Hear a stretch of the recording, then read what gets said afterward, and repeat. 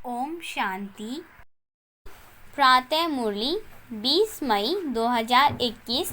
मीठे बच्चे, इस पुरानी दुनिया व देहदारियों से कभी दिल नहीं लगाना, दिल लगाई तो नसीब फूट जाएगा।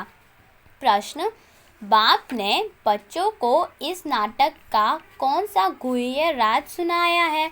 उत्तर: बच्चे, अभी यह नाटक खत्म होने वाला है, इसलिए सभी आत्माओं को यहाँ हाजिर होना ही है। सब धर्मों की आत्माएं अभी यहाँ हाजिर होंगी, क्योंकि सबका बाप यहाँ हाजिर हुआ है। सबको बाप के आगे सलामी भरने आना ही है। सब धर्म की आत्माएं मनमनाभव का मंत्र लेकर जाएंगी। वह कोई मध्याजिभव के मंत्र को धारण कर चक्रवर्ती नहीं बनेंगी। गीत: दिल का सहारा टूट ना जाए। ओम शांति। सब सेंटर्स के बच्चों ने गीत सुना, तुम आज सुन रहे हो और बच्चे 2 से 4 दिन बाद सुनेंगे। अगर पुरानी दुनिया पुराने शरीर से दिल लगाएंगे तो तकदीर फूट जाएगी, क्योंकि यह शरीर इस पुरानी दुनिया का है। तो अगर दिल अभिमानी बनेंगे तो इतनी तकदीर जो बन रही है वह फूट पड़ेगी। अब बदनसीब से तुम नसीबदार बन रहे हो, इसलिए जितना हो सके एक बाप को याद करो जो बेहद का वर्षा देते हैं। बाप को और वर्षे को याद करो इस पुरानी दुनिया में। बाकी थोड़ा समय है, इसमें तुमको पुरुषार्थ कर सगुण संपन्न जरूर बनना है। बहुत हैं जो पवित्र रहते भी हैं, कई घड़ी घड़ी गिर पड़ते हैं। बाबा कहते तुम्हें बाप के साथ सर्विस में साथी बनना चाहिए। तुम बड़ी सर्विस करते हो, इतनी सारी दुनिया को पतित से पावन बनाना है। ऐसे भी नहीं है सब बाप को मदद करेंगे। जिन्होंने कल पहले मदद की है, ब्राह्मण कुलभूषण बीके बने हैं, वही समझदार बनेंगे। प्रजापिता ब्रह्मा का नाम तो गाया हुआ है, ब्रह्मा के बच्चों को जरूर बीके ही कहेंगे। जरूर पास होकर गए हैं। आदिदेव आदि देवी को भी यह याद करते हैं। जो चीज़ होकर गई है वह फिर से जरूर होनी है। यह जानते हो सतयुग होकर गया है, उसमें आदि सनातन देवी देवताओं का राज्य था, जो अभी नहीं है। देवी देवताएं जो पवित्र पर्वती मार्ग वाले राज्य करते थे, वह अभी 84 जन्म की अंत में है। अभी ना पवित्र है और ना ही राजाई, पतित बने पड़े हैं। फिर बाप आए पावन बनाने, कहते हैं पतित से बुद्धि नहीं लगाओ, एक बाप को याद करो।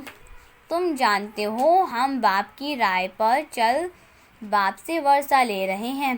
कैसे वर्षा पाना है वह भी युक्ति बताते हैं। मनुष्य तो अनेक प्रकार की युक्ति रचते हैं। कोई साइंस घमंडी है, कोई डॉक्टरी घमंडी है। लिखते हैं मनुष्य की हद खराब हो गई है तो दूसरी प्लास्टिक की हद डालनी है। नेचुरल निकाल आर्टिफिशियल को चलाते रहते हैं। यह भी कितना हुनर है। यह हुआ अल्पकाल सुख के लिए, कल मर जाए तो शरीर ही खत्म हो जाएगा। प्राप्ति तो कुछ होती नहीं, अल्पकाल के लिए मिला। साइंस द्वारा बहुत कुछ कमाल कर दिखाते हैं, वह भी अल्पकाल के लिए। यह तो बहुत ही बिल्कुल न्यारी है। पावन आत्मा 84 जन्म लेते लेते अब पतित बन गई है। उस पतित आत्मा को फिर से पावन बनाना तो सिवाय बाप के और कोई ना कर सके। एक का ही गायन है। सब का पतित पावन, सब का सद्गति दाता, सब पर दया दृष्टि रखने वाला सर्वोदय लीडर है। मनुष्य अपने को सर्वोदय लीडर कहलाते हैं। अब सर्व माना उसमें सभी आ जाते हैं। सब पर दया करने वाला तो एक ही बाप है, जिसको रहमदिल ब्लीसफुल कहते हैं। बाकी मनुष्य सब पर दया कर सकेंगे क्या? अपने पर ही नहीं कर सकते तो औरों पर क्या करेंगे? यह दया करते हैं अल्पकाल की। नाम कितने बड़े बड़े रख दिए हैं। अब बाप कहते हैं तुमको कितनी सहज युक्ति बताता हूँ। एवर हेल्दी एवर वेल्दी बनने की युक्ति बिल्कुल सिंपल है। सिर्फ मुझे याद करो क्योंकि तुम मुझे ही भूल गए हो। सतयुग में तो तुम सुखी रहते हो, इसलिए मुझे याद करते ही नहीं हो। तुम्हारे 84 जन्मों की हिस्ट्री ज्योग्राफी तुमको सुनाई है। तुम ऐसे राज्य पर राज करते थे जहाँ सदा सुख था। दिन प्रतिदिन उतरते उतरते तमो प्रधान दुखी पतित बन गए हो। अभी बाप फिर से तुम बच्चों को कल्प पहले मुवाफिक वर्षा दे रहे हैं, जो कल्प कल्प आकर वर्षा लेते हैं। श्रीमत पर चलते हैं। श्रीमत है ही बाप दादा की मत, उनके सिवाय श्रीमत कहाँ से मिले। बाप कहते हैं तुम विचार करो, यह हुनर कोई में नहीं। किसको विश्व का मालिक बनना है, उसकी युक्ति बाप ही बताते हैं। कहते हैं इसके सिवाय और कोई उपाय नहीं। पतित पावन ही नॉलेज देते हैं। उस पद पाने के लिए ऐसे नहीं, सिर्फ सृष्टि चक्र जानने से तुम पवित्र बन जाएंगे। बाप कहते हैं मुझे याद करो, इस योग अग्नि से तुम्हारे पापों का घड़ा जो भरा हुआ है वह खत्म हो जाएगा। बाप कहते हैं तुम ही 84 जन्म लेते लेते बहुत पतित बने हो। आजकल तो फिर खुद को शिवोहम तत्वम कह देते हैं, या तो फिर कहते हैं तुम परमात्मा के रूप हो, आत्मा सो परमात्मा। अब बाप आए हैं, तुम जानते हो शिव बाबा की याद दिलानी पर सब की सद्गति दाता एक परम पिता परमात्मा ही है। शिव के मंदिर अलग बनते हैं, शंकर का रूप ही अलग है। प्रदर्शनी में भी दिखाना होता है। शिव निराकार, शंकर आकारी है। कृष्ण तो फिर साकार में है, साथ में राधे दिखाना ठीक है तो सिद्ध हो कि यही फिर लक्ष्मी नारायण बनते हैं। कृष्ण को द्वापर में गीता सुनाने तो आते ही नहीं हैं। पतित होते हैं कलयुग अंत में, पावन होते हैं सतयुग में, तो ज़रूर संगम पर आएंगे। यह बाप ही जानते हैं, वही त्रिकालदर्शी हैं। कृष्ण को त्रिकालदर्शी नहीं कहा जाता, वह थोड़े ही तीनों कालों का ज्ञान सुना सकते हैं। उनको सृष्टि के आदि मध्य अंत का ज्ञान है ही नहीं। कहते हैं छोटा बच्चा है, देवी प्रिंस प्रिंसेस कॉलेज में पढ़ने जाते हैं। आगे यहाँ भी प्रिंस प्रिंसेस कॉलेज थे, अभी मिक्स हो गए हैं। कृष्ण प्रिंस था और भी प्रिंस प्रिंसेस होंगे, इकट्ठे पढ़ते होंगे। वहाँ तो है वाइसलेस दुनिया। एक शिव बाबा ही सबका सद्गति दाता है। मनुष्य सबके सद्गति दाता हो नहीं सकते, बाप ही आकर सबको मुक्ति, जीवन मुक्ति देते हैं।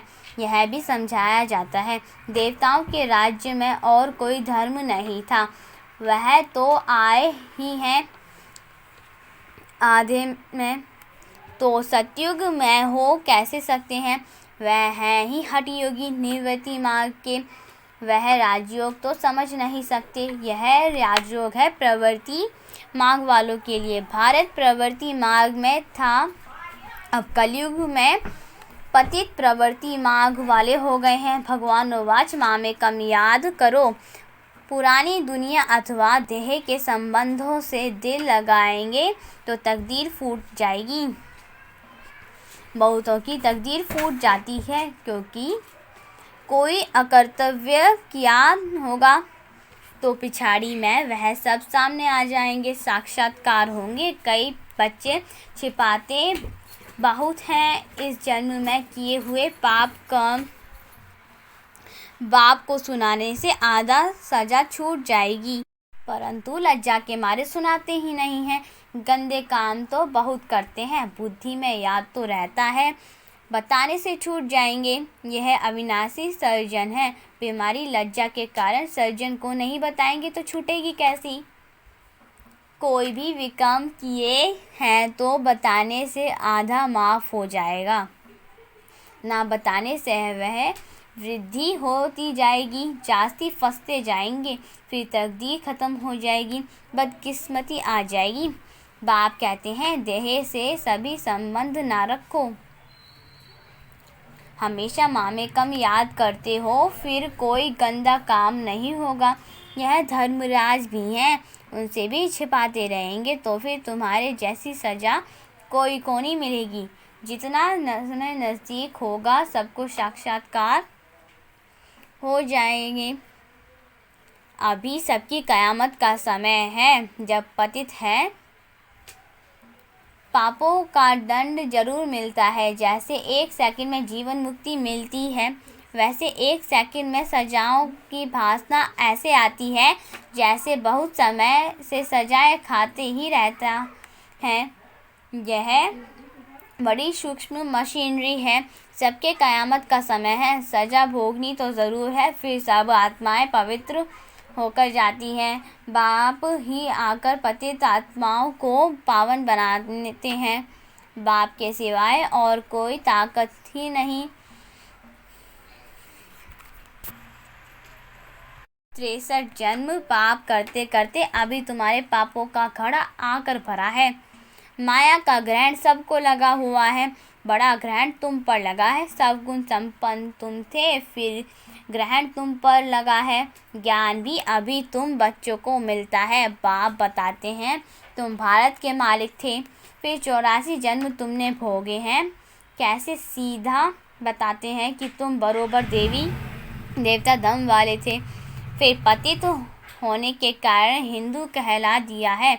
हिंदू धर्म तो कोई ने स्थापन किया ही नहीं है।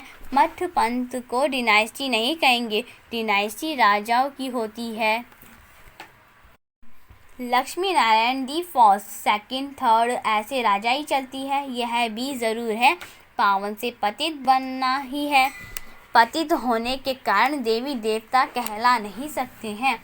तुम समझते हो हम पूज्य आदि सनातन देवी देवता धर्म के थे, अब धर्म के चित्रों को ही पूजते हैं।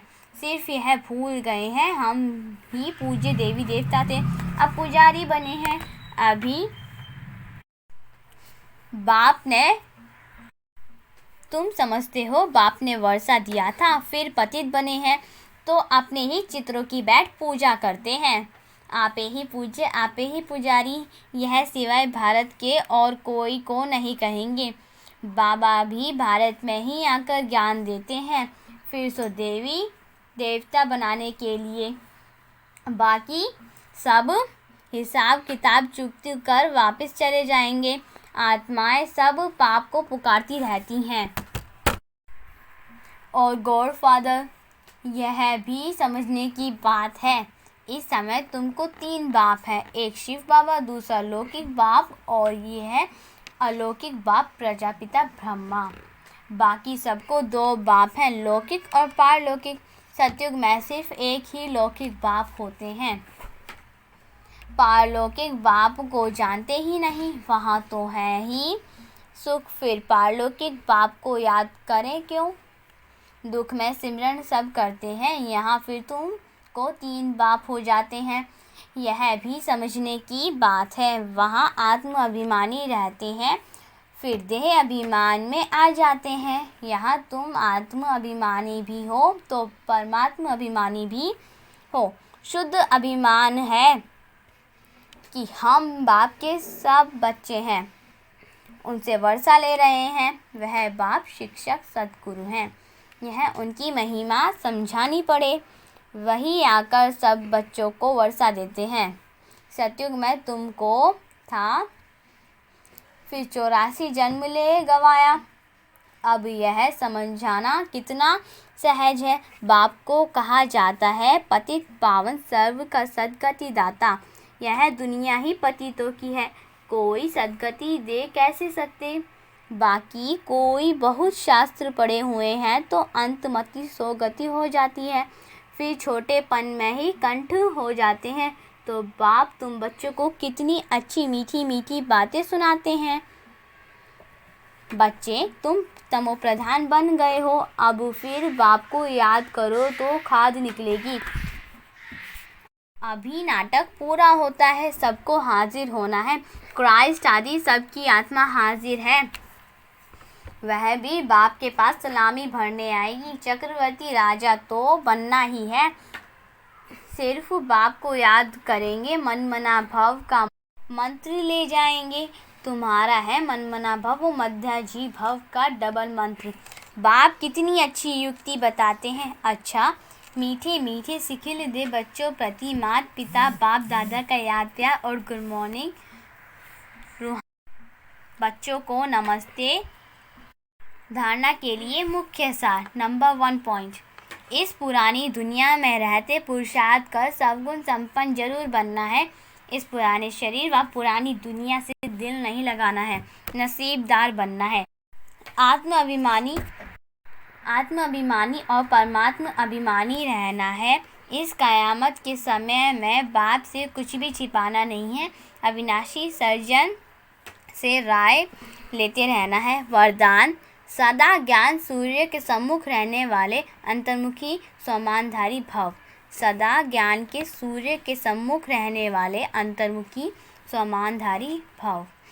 डिटेल, जैसे सूर्य के सामने देखने से सूर्य की किरणें अवश्य आती हैं, ऐसे जो बच्चे ज्ञान सूर्य बाप के सदा सम्मुख रहते हैं, वो ज्ञान सूर्य के सब गुणों की किरणें स्वयं में अनुभव करते हैं। उनकी सूरत पर अंतर्मुखता की झलक और संगम युग के व भविष्य के सब स्वमान की फलक दिखाई देती है। इसके लिए सदा स्मृति में रहे कि यह अंतिम घड़ी है। किसी भी घड़ी इस तन का विनाश हो सकता है। इसीलिए सदा प्रीत बुद्धि बन ज्ञान सूर्य के सम्मुख रह अंतर्मुखता व स्वामान की अनुभूति में रहना है। स्लोगन, सदा उड़ती कला में उड़ना ही झमेलों के पहाड़ को क्रॉस करना है। सदा उड़ती कला में उड़ना ही झमेलों के पहाड़ को क्रॉस करना है। ओम शांति।